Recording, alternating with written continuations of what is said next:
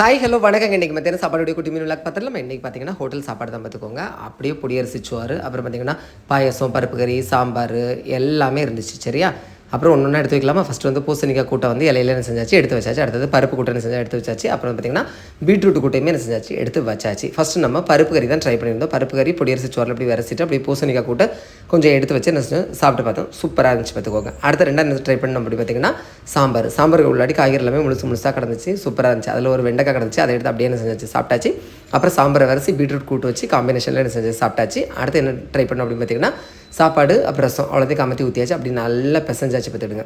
ஏன்னா ரசம் எப்போவுமே நல்லா பிசைஞ்சு சாப்பிட்டா தான் நல்லா டேஸ்ட்டாக இருக்கும். நல்லா பிசைஞ்சிட்டு அந்த தக்காளி அதெல்லாம் தூக்கி ஒதுக்கி வச்சுட்டு அப்படியே எடுத்து சாப்பிட்டா அதுவும் சூப்பராக இருந்துச்சு. அடுத்தது மூணாவது வந்து என்னென்னு பார்த்துட்டிங்கன்னா வத்த குழம்பு, அதுவுமே சூப்பராக இருந்துச்சு. அடுத்தது பப்படத்தை பொடிச்சு போட்டாச்சு. அப்படியே பாயசத்தை எடுத்து என்ன செஞ்சாச்சு ஊற்றியாச்சு. பருப்பு பாயசம் பார்த்துடுங்க அப்படியே எடுத்து சாப்பிட்டாச்சு. சூப்பராக இருந்துச்சு. அதே இலையில் அப்படியே கொஞ்சோண்டு இலையை சோறை போட்டு அப்படியே கொஞ்சம் மோர் ஊற்றி சாப்பிட்டோம் அப்படின்னா அந்த பாயசத்தில் உள்ள இனிப்பு இந்த மோரில் உள்ள டேஸ்ட் எல்லாம் சேர்ந்து சூப்பராக இருக்கும் பார்த்துக்கோங்க.